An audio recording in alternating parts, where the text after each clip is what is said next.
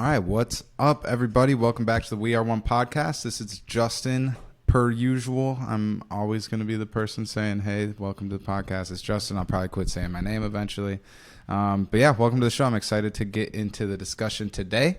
Got brother Wesley back here with us. He's been on the show twice before. What's up, Wes? What's up, Justin? Glad to be back. I appreciate you, brother. And you brought a very special guest with you today. Who'd you bring with you today? Yeah, this is my dad. His name is Dackry. He'll go more into detail about himself, but just a special person to me. And just the community things that I see him doing, and just working with him and being his son. Being his son. Yeah. So, yeah. Wes, I've been able to see you quite a bit recently, not as much as we really would have hoped, but I've had the chance to work with you a little bit with Anika and Black Votes Matters. Do you want to help me kind of recap some of that work just real quickly? Yeah, so we're wrapping up with the Black Votes Matter Minnesota. The turnout was pretty good for us getting people, especially inner city people, registered to vote through just events, canvassing, and we still implemented the Power 5 network, and it's still going on till the election date. So we got that, just getting your 5 people out there registered and committed to voting. Also, we've been doing this for about a month and a half now or so? Like a month and a half, I think. Yeah. Every Saturday for at least a month straight, if not like a month and a half. But yeah. I thought it was pretty cool, and I think I learned a lot in the experience of like some of that canvassing over on like the north side and stuff. And it felt impactful, and it was interesting to learn from the perspective of some of those community members as to why they don't vote or why they do vote, or just kind of their thoughts around the current climate and things like that. So I think I really got a lot of context through those conversations, just like on the street over off Lindale and pulling up to like the George Floyd Memorial site and stuff like that. So I thought it was pretty good. I personally, it was almost a little disappointing. Like, I think I set my expectations higher, like too high maybe, thinking that our turnout and the amount of people we'd be able to register would be way more than what we actually accomplished. But that's not to say that the turnout wasn't good and positive. I think the work we did was still effective. So that's what's up. Yeah, there was a lot of good conversations out there. Some of them, especially with the young people, some of them were a bit kind of like hostile towards what I was doing. I was like, hey, you registered to vote? Mm-hmm. They were like, wait, what you doing? Back away. Mm-hmm. I'm just trying to ask you. So there's some little hostility and just run into like language barriers with people that are new to this country, and which may affect their voting participation as well, and just different demographics. So it was pretty interesting out there. I thought it was interesting. Definitely. So Dack, what's up with you, brother, man? Yeah. So as many people know, if you've listened to the podcast before, we got 3 people today and 2 mics. So logistics issue, but we're gonna be all right. We'll be just fine. All right. Dack, what's up with you? Nothing much, man. Just trying to get more involved in the community. Yeah. Trying to do my part. I know you want to just hold that just a little bit closer, but I know seemingly you do quite a bit as it is. You and I first got the chance to meet at that discussion that the two of you had hosted. Yes. Out in, were we in Plymouth? Brooklyn Park. Brooklyn Park, right. Yeah. At that discussion, and that one in particular was on the topic of like voting rights and the history of voting rights and the importance of voting and why it matters. Yes. That was pretty exciting to be a part of, in my opinion. And I think what I got out of it mostly was like the discussion that we were having kind of towards the end. But yeah, walk me through, I guess, a little bit. What are you guys doing with those discussions? What's going on in those rooms? Well, so far we've had 4 different, I call them summits or seminars. And the first one was actually about race relations. So we were trying, after the George Floyd incident, I thought that I would try to do something to kind of open up the conversation with different races of people, try to get an understanding, talk about the things that have, kind of formed your opinion on race and what we can do going forward to correct and try to make a better connection between the races. So our first summit was actually on that. And then one that you attended was the one we did on voting. And I think, after our conversation that we had, I think you kind of have a clear understanding of where I'm at on the issue of voting. So we had that. The third lecture that we had was, it was more on mentorship, so we're trying to build relationships between the older gentlemen and the younger gentlemen in the community to try to bridge that gap and try to get a better understanding of where the different generations are at, what they're thinking and everything else, and just make a better community. And then we just had one, I don't know, what was it, 2 weekends ago, and that one was on community investment. So I presented a program. I think you might have missed that when you left a little early. Unfortunately, I did. And I think that you would have gotten a lot out of that one, but that one was more or less about, trying to collectively come together and find ways to invest in the community and drive our own narrative as far as, home ownership and things like that. I came up with a lot of different statistics and videos that showed the home ownership issues in North Minneapolis and why North Minneapolis seems to be where it's at as far as, just the vitality, So that's kind of where we're at with those. But I guess the main objective as to why we're doing this is we're just trying to do our small part to make the community stronger, better, more vibrant. Mm-hmm.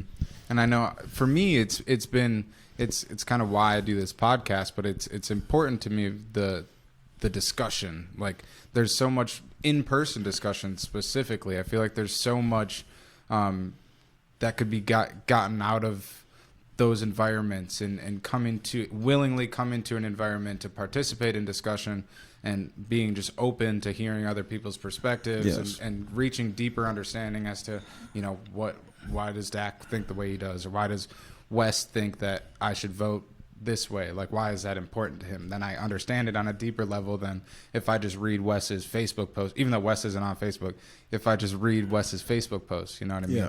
Yeah. So that's, to me, what was exciting about those discussions. And I know for a fact I missed out on that most recent one because hearing a little bit about the topic as I was leaving, I was like disappointed having to walk out. But I had found myself, I was in one of these rooms doing a podcast.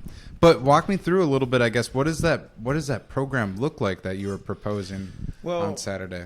Yeah, we started off from a family level a couple years ago, where we tried to, and I handed a contract to the people that were there, but we tried to create an environment and we call it the family legacy. That's what the family thing is. So we tried to create an environment where members of the family would invest small amounts. So we started with 100, but some people pushed back on that, so we lowered it to $50. I was hoping to get about 30 people to contribute $50 a month to this family legacy program. And what that would do is it would contribute to kids that are in the family that would grow up and become college students. We would pay for their college education. We would pay for, other things that come up in the family. We would also do investment. So we would invest money in the stock market, properties, and things like that.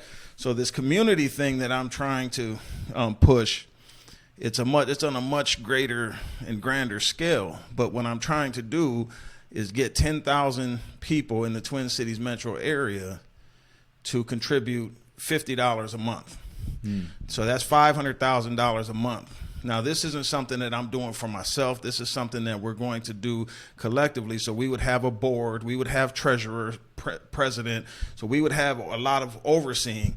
But the average house in North Minneapolis sells for about $160,000 today. Okay, this would allow us to buy 3 houses per month. So 3 houses cash money per month. So what we would do with those houses is we would purchase the houses, get them ready to rent them out, but our rent would be what would be considered, I guess, truly low rent or reasonable rent, affordable rent. Mm-hmm. So just as an example, the average rent for a 3-bedroom, 2-bath house in North Minneapolis even is between $1,400 and $1,500 a month. Okay, so imagine we have this program that we are able to rent this house to a family for $750 a month. But part of their rent is 5 hours of community service a week. So someone in their house has to contribute. And that community service can be a lot of different things. It can be an hour a day picking up trash in your community. It could be volunteering at the nursing home down the street from where you live. It could be a lot of different things. So that they're going to contribute back. But see, from what we learned at this lecture is back in 2008 when the housing market crashed, a lot of companies that are all across this country came in and they swooped up hundreds and hundreds of houses in North Minneapolis, specifically North Minneapolis. So for instance, there's a company down in Atlanta that bought 400 properties in North Minneapolis. Really? Okay, and the reason why they targeted North Minneapolis is because Minneapolis is a high rent, but at that point, with the housing crash, the properties in North Minneapolis were going for pennies on the dollar. Okay, so they came in and bought hundreds of houses in North Minneapolis. They rented them out, got their fair market rent for a couple years. They turned around and in 2 years made a $26 million profit. Damn. Okay, so what I'm trying to do is actually build a community, because those same people that I said will rent from us they'll be enrolled in a program that would be, depending on whatever the organization decides to do, a 3 or 5 year program. But in the last year of their program, they transition over to rent to own. Okay, so they will be homeowners within 3 to 5 years. We sell the house to them, and because I believe personally that the only way to a vibrant community is home ownership. Currently in North Minneapolis, 44% of the people that reside in North Minneapolis own their houses. You see what I'm saying? 44%. Less than half the people that live over there are homeowners.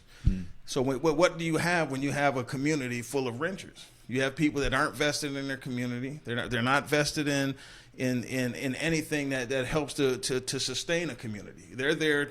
Most of them are looking at it as a temporary stop on their life. You know what I'm saying? So what I'm trying to do is, for one thing, I want to push those investors out of North Minneapolis.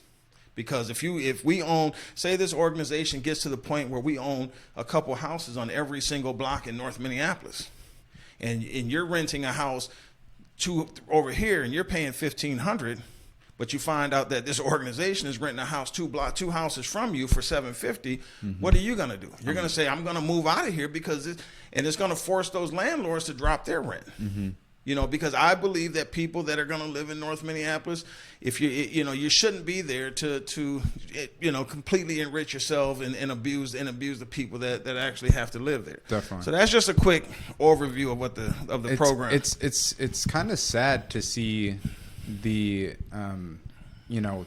some of the roots in like that community specifically aren't tied to the community. It's like sad. I think ultimately what I'm thinking is like it's sad that like there's profit being driven off of things that are necessity, right? Like shelter. It's one thing to have people that live in the community buying stores and buying these things. But most of the people that are making money and exploiting the community have no other ties to that community other than what they're able to extract, and that's what I'm trying to change. That's part of the concern of like the build back after the rioting and destruction too, right? Is that now with some of the property, the prices of some of the property after, the events of this summer kind of crashing due to that corporations are going to come in, buy them out and build in these big, these big chain store franchises or whatever that also don't have any roots to the community and are just going to suck some of that lifeblood out of the community, being like sending the local economy to Atlanta or wherever it is. But see, that goes back to what I told you before, man. That's why voting is so important, because when you have people on the city council that represent the neighborhood or the community that was damaged from the looting and the destruction, that city council member has an obligation to make sure that the people in that community are looked after. You know what I'm saying? And their interests are being spoke at the table. See, when you don't vote, you allow people that aren't part of that community to make the decisions for you. So that's why voting has always been an essential probably one of the most important things that I'll ever talk about. Mm-hmm.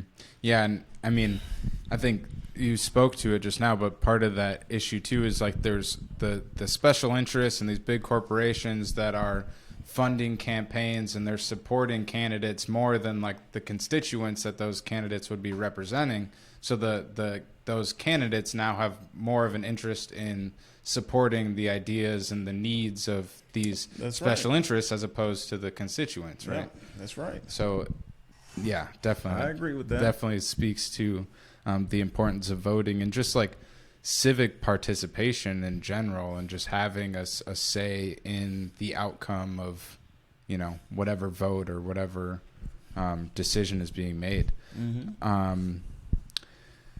So I love that idea of like buying back the community, right? It's like buy back the block, right? That's right. It's, anyone that is like more curious about that specifically or that program or that idea, is there anywhere they can go as of right now to? Well, as of right now, we're in the process of forming our organization. So we will be getting, we did come up with a name, and Wesley came up with the name. It's going to be called Linking Arms. Okay. You know, so we're in the process of applying for, you know, the LLC, you know, and hopefully, you know, at one point we'll do the nonprofit, you know, part of it as well. But because my intention is to make this a nonprofit organization. Okay. We're not in it to make money, you know, but the thing is, you know, hopefully people can see that if we are able to move forward with something like this, there is a benefit to them. I mean, they will.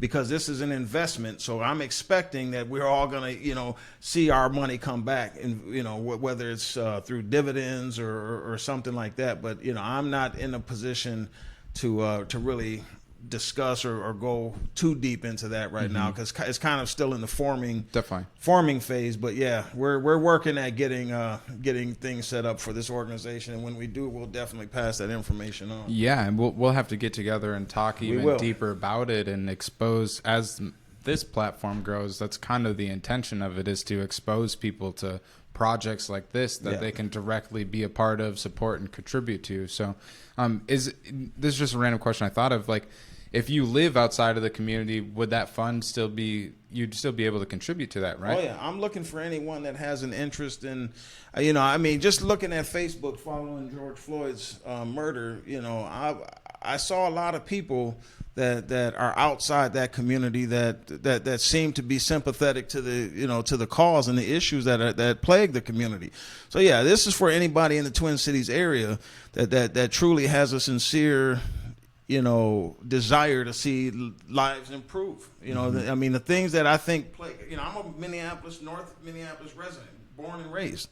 So this is my community I'm talking about. Mm-hmm. So what I'm hoping to do is draw enough interest from people that are in the community and outside the community to help build this, because I'm not sure that, you know, the residents of North Minneapolis could do what it is that I'm trying to do here, you know, without outside help. Definitely. Yeah.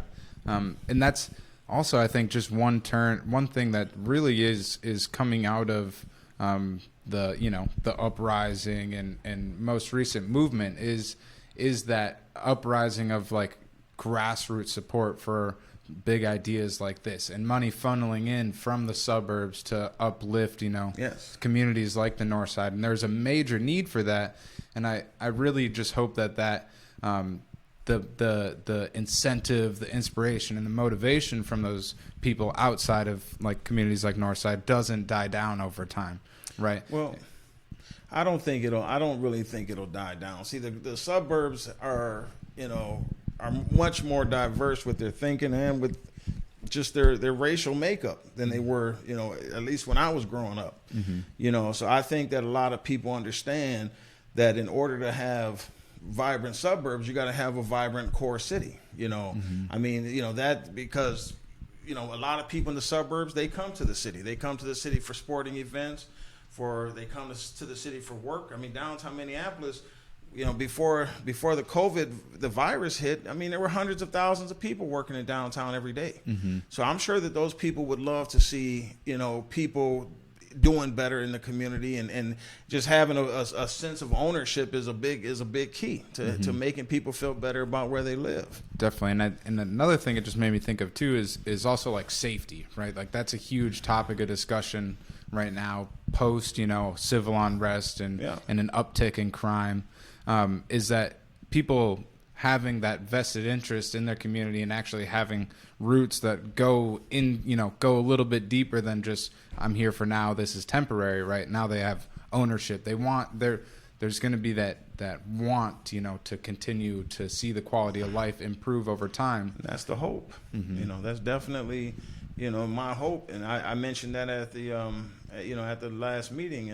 That's what I said is, when people feel like they have an actual investment in the community, their eyes will be more open to what it is that's driving their community down, and they'll be more inclined to speak out and try to deter those kind of things. So, I'm definitely. I mean, this is, like I said, this is something that I just introduced. It's kind of in the forming phase, but I think if we can really get together and put this together, I really see it taking off. Awesome. Yeah, I'll commit right now. Like I'll be a contributor, myself. I would absolutely love to contribute to a fund like that, and I think I see the potential for it, also the need for it, and it's exciting that there's room for these type of ideas to come in and take hold. I'm trying to form a little exploratory committee, where we get together outside of the forums and we have meetings on the, because there's, like I said, there's so many things that can come from this. I mean, we purchase the stores, and the people that own the stores in the community, they're exploiting the community as well. We run we can literally form North Minneapolis into a community that everyone wants to live in and everyone wants to be in. It's, to me, it's disgraceful almost to know that people look at the community I grew up in the way they do. I went to high school in Edina, and I never knew that people viewed my neighborhood the way they did until I went to high school in Edina. So you grew up in North Minneapolis? Yes. You went to school all the way out in Edina? Yeah, well, I graduated from North High, but I went to Minneapolis Lutheran High School. It was a private school out in Edina for 3 years. Okay. Yeah, I went to private school most of my life. What was that experience like, seeing that contrast? It was a culture shock. When was that too, by the way? Well, I'm old, man. So I graduated in 1985. Okay. So 80s, early 80s. Yeah. Oh yeah, and back then I was the only black male in my graduating class. Damn. So, there were probably a total of 7 black people in the whole school. Okay. Are you half black? Yes. Half white also? Yeah. Just like myself. What was that experience like in the early 80s, living in North Minneapolis, were you in the hood at that time? I was in the heart of probably what's considered the worst neighborhood in Minnesota. Okay. I lived right outside the projects, North Minneapolis, But growing up for me, see, I never really had any issues with the whole biracial thing, because for one thing, my mom never gave us the illusion that we were anything other than black. See what I'm saying? Mm-hmm. And I think that a lot of so-called, I don't call myself biracial, but a so-called biracial people, they have this, there's been somebody in their life that's made them believe that, hey, well, your mother's white, so that gives you access or a pass into the white culture, and it doesn't. Because I hear a lot of people talk to me about things like, well, like even with Kamala Harris, you see a lot of black people today saying, well, she doesn't really understand, black culture, and she doesn't understand this because she's not full black, and so you always get that, they were mad at Colin Kaepernick for stepping out, doing the things he did, and I can always tell people when they say that kind of stuff to me is the difference between me and you, and the reason why you find that so many so-called biracial people might have more passion when it comes to the issue of racism is because we've had a seat at the dinner table. You see what I'm saying?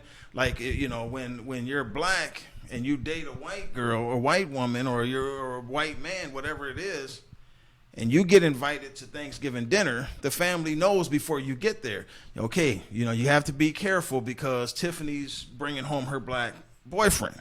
So watch what you say. But when you're part of the family, you hear that conversation in raw terms. I mean, I've heard my uncles refer to black people as coloreds. I've been around that. So when you have an inside view of what the family is like, I mean, I had a grandfather that never ever did anything for us. So when I hear people say that, it drives me crazy because I don't get accepted as anything other than black. I mean, I can lie to myself and I can make myself think that I'm something different. But at the end of the day, I'll get called the N-word as fast as anyone else. Right. So it doesn't. So it doesn't really matter what I consider myself. I'm a black man that happens to have a white mother. That's what I tell people. Did you have the experience that, I mean, so my experience might be a little bit different, whereas I grew up in a predominantly white community with my white family, right? I wasn't too connected with like my black family or my African family. And my experience, it largely was, I wasn't white enough to be, accepted into like the white culture or whatever. But I also felt like I wasn't black enough to be accepted into like black culture. Did you have any experience similar to that, or like you're saying the thing with me is, I mean, I believe I believe that black people are like that. Period. I believe that if you show yourself worthy, if you show that you're approaching the situation like you're just one of them, nobody's going to treat you any different. I grew up, I mean, I'm from the hood. So all of the, everybody, I have never in my life had a close white friend. Never. I mean, everybody that I grew up with was black. All of my friends were black.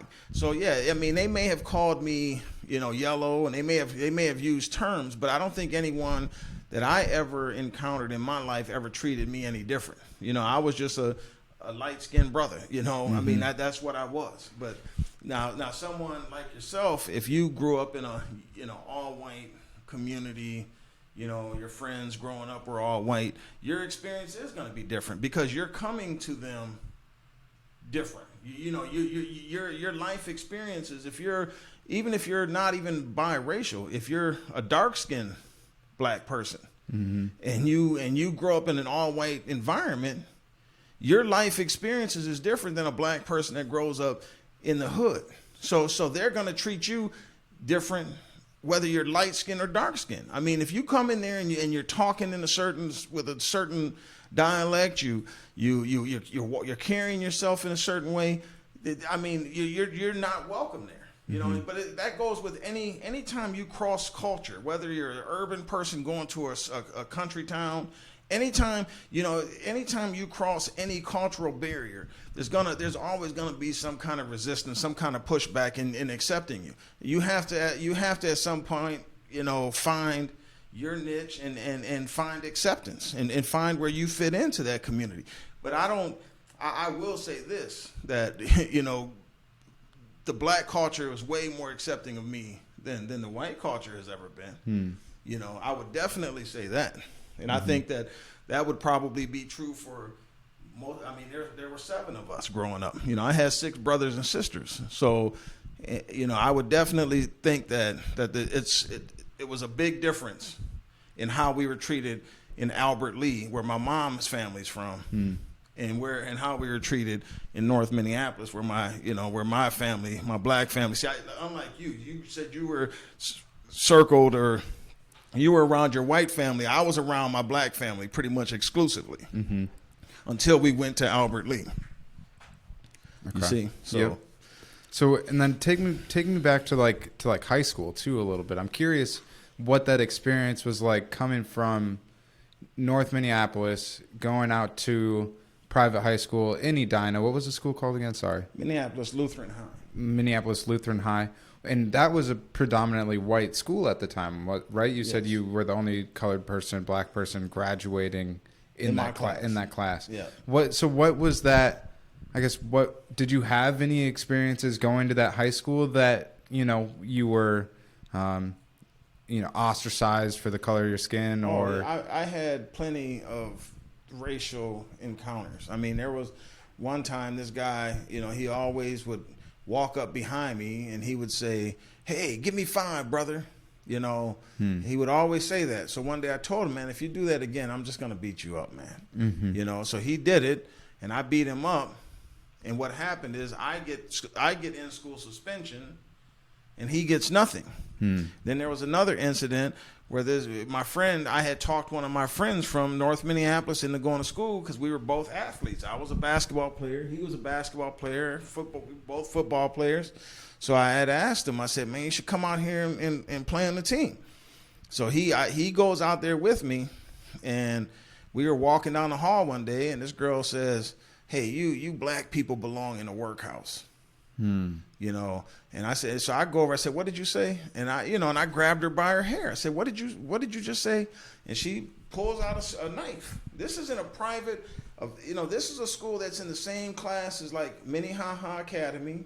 We played Minnehaha Academy, Blake. It was a pretty prestigious high school. Mm-hmm. And this girl pulled out a knife. Who, once again, I get in school suspension. She gets nothing. You see, so I've been dealing with injustice and imbalance in everything my whole life. That's what taught me that there's no difference between me and any other black person out here. I mean, at the end of the day, someone like yourself, you're well spoken, you're young, you live your life, you're a good kid, man.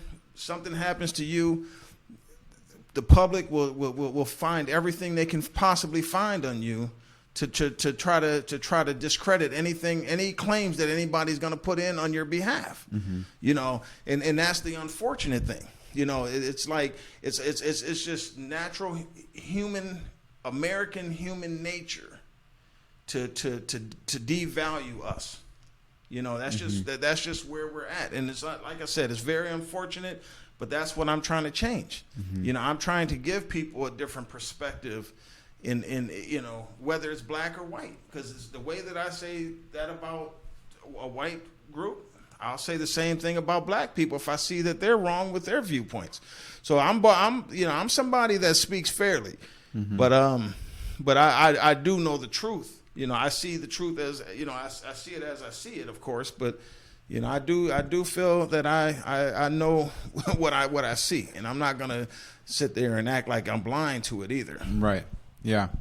Yeah. I think that for me personally, it just gives me good insight, and I got a lot out of it just now, but I look forward to even going back and listening to some of that again, because I think, like kind of like I alluded to myself, I've kind of felt like I haven't fit in any group that I really, go to, right? And then over time, I've kind of determined, why do I need to feel like I need to fit in, right? I'm just like, to me, like race isn't necessarily what's important. Not even necessarily. It's not important to me. Are you a good person?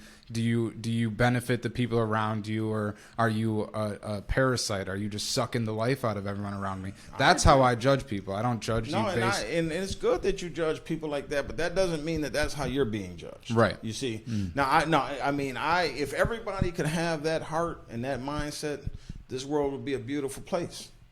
It would. I sat there, I like some of Darius Rucker's country songs, you see, but I go on YouTube and I look at the comments in there, right? And it shows me that, hey, everybody that listens to country music isn't receptive of this man trying to cross over. You see what I'm saying? So, just because, because I've heard that a lot, you have to, what difference does it make how people feel about you? But, everything that I've done, I mean, whether it's applying for jobs, applying for apartments, being stopped by the cops, I know that the way that I get treated is different. And I can't be blind to the fact that that's the truth. You know what I'm saying? I mean, I know that if me and Wesley get stopped on the way home, they're going to ask, he's the passenger in the car, and they're going to ask him for his license. You see what I'm saying? So why should a passenger be stopped? Because knowing, the way that I am, I've asked all my white friends, all the white people that I worked with that I consider to be somewhat friends. Have you ever, as a passenger, been asked for your driver's license in a car when the cops stop someone for a tail light? And without exception, they've all said no. See, but because we've become we've just assumed and accepted that as that's our norm, we don't pay attention to it. See, and that's what I'm trying to do is I'm trying to tell people that, hey, you don't have to accept that as a norm. I'm someone that I've served this country. I've actually given 4 years of my life to service to this country. So why should I feel like I don't have the same rights as everyone else to just be out as a citizen in this country? Right. So, yeah, that experience of because I've had it both ways, where I've been with my black friends and get a totally different response from police than when I'm with a car full of white people. Yeah, and it's tragic in a lot of ways. And I've been judged by the color of my skin, but then also judged by like my address. At one point in time, I had an Eden Prairie address, and I was pulled over. I was the passenger, kind of like you were saying, got asked for my ID, kind of threw a fuss because it's like, what the fuck? There's no reason to ask for my ID. I think it might have been the first time I had that experience myself. And as soon as he looked at my ID and read that I had an Eden Prairie address, I could see him just like chill out. He was like, oh, you're pretty much good, right? And that was just kind of an interesting experience. So you served. You just alluded to that. Yeah. What branch of the military did you serve in? Navy. Navy? 4 years in the Navy? 4 years, yeah. Did you enlist right after high school? I did. What was that experience like for you? What do you feel like when you're looking back? What did you get out of that service in the Navy? Well, one thing I got out of it was a sense of responsibility. I definitely learned the importance of being to work on time. Being wherever I'm told to be on time. You're gonna definitely get that in the military. You're gonna be punctual, and you're gonna have to learn to follow orders. You're gonna have to learn that you have people in life that are placed in position of authority over you, whether it's your boss at work, whether it's your parents at home, or the police in the streets. Then there's a certain amount of discipline and respect that you have to show. So those are some of the few lessons. I got a lifetime of health insurance for the rest of my life, so that's something I gained from it. So with that health insurance, are you limited to going to like VA hospitals? No, you can go. You can go to other hospitals now. Okay. Yeah. Was for a little bit? Was it where you were limited to VA? Yeah, they changed that. But they opened it up. Yeah. Okay, that was just a random thought that I had.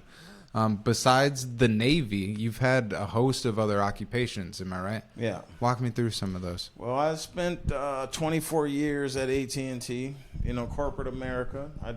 I did that I just retired from there in February this year. Okay. So I'm done at AT&T. I invested in real estate. I had a bunch of real estate properties. Unfortunately, I got caught up in that bubble, but it wasn't necessarily because of the bubble. It was just some personal things. It wasn't that that I lost it due to banks foreclosing or anything. It was just some personal things I was going through at that time. Mm-hmm. But yeah, at one point I had 15 rental properties. Okay. And so is that like that experience of that real estate experience is kind of what's fueling the Lincoln Arms endeavor, right? It's just having some of that market knowledge. I had my real estate license too. So, but that what fuels the desire to start this Lincoln Arms and the community investment project I'm talking about is more just the desire to see things change. I'm tired of us finishing last. I want my community to thrive. Whether I had real estate experience or not, this is something that I definitely probably would have pushed for. Okay. But the fact that I have a little knowledge in real estate, because it definitely makes the transition into that a lot easier. But no, my thing is truly just making the lives of people better. Because even when I had my properties, I had about 4 of those properties were dedicated to fighting homelessness. You know, Okay. so I had turned them into rooming houses, and I rented rooms. That's what's out, up. And I took people off the street, you know, and fought homelessness. So you know, for me, it's just I'm always wanting to make the lives of people that want to be better. That's what it's all about. So to you, does change and like progress and advancing, you know, the quality of life for, you know, all people, but specifically communities, Black communities, or say North Minneapolis specifically, what is like, does that ever feel like daunting to you? Well, I think the hardest part of doing what I do is the criticism. You know, just so many people telling you that you can't do it or you're in it for the wrong reasons. You know, that part right there is the hardest for me. You know, everybody has a tendency to think that, you know, someone like, you know, is that would come up with something like this. They're thinking that there's always something in it for them. What's in it for them? You know, I have, you know, even with my family thing, I made it a point to say I don't want any position of authority. You know, I want to make sure that other people are running this. You know, and like I told the people at the last meeting, you know, I'm a seed planter. I plant the seed, but I'm going to need other people to come in and water it, cultivate it, you know, do everything else that's going to make it grow. You know, you know, I'm going to come to you with ideas. I'm going to help. I want to be part of it, but I don't necessarily have to be anything other than just another face in the crowd. You know, but so many people, you know, they're always telling you that your intentions are bad, you know, or you know, and I think that's what keeps the Black community, especially where we're at, is because we don't know how to trust. We don't know how to say, hey, one night out at a movie theater with me and my girl, you know, or I can put this money into something that can change the dynamics of an entire city. You know, what is it that I'm going to do? You know, it's about sacrifice, you know. So for me, I want to just be part of something that's bigger than me. You know, I got a legacy I'm trying to build, you know, and that's the biggest part for me. So a couple things stand out of that to me. One, you know, being one thing that I learned recently is like people definitely want to bring your intention into question, right? Yes. I had that personally over like during the protests. I was trying to organize some different things, trying to create some movement while we had, you know, eyes on us. So a lot of the community just tried to straight up cancel that, you know, because, you know, in part they were distrustful of what my intentions were, but it was like if you took just like 5 seconds to look into who I am and the things that I say and what I talk about, I think it's pretty clear that you can trust me and that my intentions are in the right place. But so getting those potential movements, you know, hindered or have blocks put in front of them was really disappointing because we had an opportunity to move thousands of people from every different community.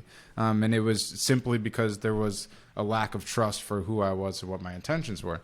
But I think what I learned recently from that was just as long as I know my intentions for myself, if someone else calls my intentions into question, I just, you know, make it clear what my intentions are and then leave it at that. Because if you continue to distrust what my intentions are, that seems to me like a fault of that person or that party, not a fault of mine.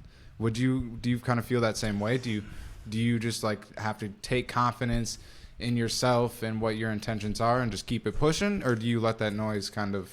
Well, I'll be honest, man. I mean, for most of my life, I probably did allow the naysayers to hold me down. Because these things that I have in my mind were in my brain in my teen years. I've always had a desire to make things better, you know. And, you know, this isn't something that just popped into but I've always let other people kind of, kind of hold me back. I would get very discouraged, especially when it's people close to you. Sometimes the people closest to you can do the most, can hurt you the most. So up until recently, I did. I would allow that to, a little stumble to create the entire fall. Instead of doing a stumble, getting my balance and continue walking, I would fall from the stumble, and then I would go back, regroup, try to start it again, and and I'm just being 100 with that. I don't, it's not something that I wish I would have been better at a younger age like you. If you've already developed that mindset, you're light years ahead of me. You know what I'm saying? Because for me, it was. I always took things to heart. When somebody tells you, oh well, yeah, you're just doing this because you want people to think you're great, or you're just doing this because you want somebody to pat you on the back, or you're just doing this because you want to get money for yourself. I mean, there's so many different things that have come my way, and everything I've done, because I've tasted success and I've tasted failure. I'm somebody that, there was times when I had everything. At least I thought I had everything. So I've been on both sides of that fence, man. I've been successful and I've been broke. I know that at this point I wouldn't allow someone's discouragement to be a deterrence for me. I'm not gonna do that anymore. But I'm not gonna sit there and say that it's always been that way. No. Okay. I think that's useful for me to hear, because it's not like I'm never going to claim to have had it figured out. It's just what I've learned through my experiences recently, and I think it's just really reassuring, I guess, to hear from your perspective that you've had this fight for a long time. You've allowed yourself to be discouraged, but now it sounds like you're more at the place and time where I'm not going to listen to these naysayers, because the ideas that you've had for a long time, yes. Why not just trust those? They're there for a reason, right? That's right.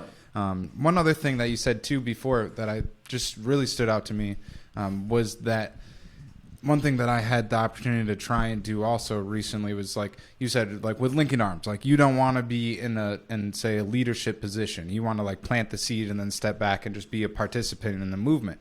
I think I had tried to do that at one point in time too, just like with some of the marches, was like I had a vest on and people were like, why do you have a vest on? Why do you have to be in the front? And I'm like, I don't. If you want to step up and take this role, like please do. Like I don't want to be the person that's ahead of this, but I just see a need for it. So like you said, I'm going to try and plant this seed and get this ball rolling a bit. It's just nice to hear and also reassuring. How do you feel about the future? Are you the type to be optimistic? Are you a pessimist? Are you a realist? Where do you put yourself? Well, I feel that I'm pretty optimistic. I mean, when I look at what the climate of America is, I'm optimistic, but I'm cautiously optimistic. But I also know that there's, the thinking of America is going to have to change. And when I say that, I'm talking about the way that we have always worked, the way that we have built wealth, the way that we've done a lot of things. It's going to have to be, I do believe that the future in this country is community wealth building. I think we're going to have to learn to lean on each other a lot more than we've ever thought we would before, because this country's never going back to what it was. At least in my lifetime, I don't see it happening. I mean, you have downtowns all across this country that are ghost towns now. And these companies, they're believe me, they're in board meetings every day, thinking of different ways to make their money continue to roll without having to move people back in the office building. So it's going to have to be more of us, coming up with ways like with this program I'm talking about, like with the family program that that I try to push to my family. There's so many different things. I mean, that we're going to have to just learn to lean on each other. But I do believe that the future is bright. It's just going to be a different type of light shining on us. It's not going to be what we're accustomed to. One thing I had thought of recently, it was like this like graph where like it's like a quality of life graph, right? Where we're inevitably the quality of life is on this constant upward trajectory, right? Yeah. Hopefully. And with the advancement of technology, knowledge, access to information, so on, where like say it's been going up for a long time, but like right now, this point in time, it's like shit. We're kind of struggling a bit. It might plateau a little bit, but eventually there's gonna be like a major spike, right? What do you think is gonna cause that spike? I've had a couple thoughts. Either some form of like singularity with technology, or see, I see a spike with a very, very few. I think that what we're heading for is servitude. A world of I think people are slowly getting trained into this concept that hey, there's going to be people with money, and then there's going to be the rest of us. And the rest of us, our jobs are going to be to literally, okay, we need somebody to grocery shop for us. We need somebody to deliver packages to us. We need somebody to go to the fast food restaurant for us. Mm-hmm. Because I don't see that like the way technology is going is it's going to AI. Mm-hmm. It's not so they're not going to need workers. Mm-hmm. They're not going to need people to show up, and make calls or they're not going to need that anymore. I mean, Amazon has proven people don't care about going to Best Buy and having the pixels explained to them on the TV that they're going to buy. Mm-hmm. You can go on to Amazon and order that TV and have it sitting on your front steps 2 days from now. Mm-hmm. So how many jobs Amazon has killed at places like Best Buy? Mm-hmm. And that's just the start. Even with Uber, they're saying, hey, we want to have cars that drive themselves, driving people. We want to have trucks that drive themselves, driving people. So, the world is changing to a place and that I don't think the average human being even comprehends. That now, like I said, I'm not saying it in a way of gloom and doom, but I believe that if people are willing to understand, there's some things that you can't get rid of. But the things that people do today, I just don't see that being the future. Mm-hmm. I agree, and I think to me, just thinking, but we're experiencing some form of like global reset. Right. And I think right now we are in a position where, and it's not going to last very long, but we're in a position where we can take control of what that outcome is, right? Where if we take up plans like yours and we commit to servitude and support one another and keep money in our communities instead of selling ourselves out essentially to these larger corporations that don't have the interests of the community, right? We can really have a future that is, we uplift one another. We support regeneration as opposed to, sucking the life out of all of our communities. But I think the window of opportunity is kind of shrinking now as time goes on for people to finally step up and take that responsibility on themselves. We have this, like, especially in America, we have this like learned helplessness where it feels like we have no control over what happens next. When in reality, if we band together and discuss ideas like linking arms and we discuss like actionable ideas and actually commit to progress and serving one another for the better, we can choose what our future looks like with AI, running our warehouses and delivering our packages and stuff like that. That might be great then, because all these like mindless jobs are being done by mindless entities, and now we can be individuals and we can think for ourselves and we can serve our family and our friends and the people around us. Well, in America, we've been conditioned to think that people in these so-called third world countries, like over in Africa and Asia and South America, are living bad, and they're living, just everybody's so unhappy with their life.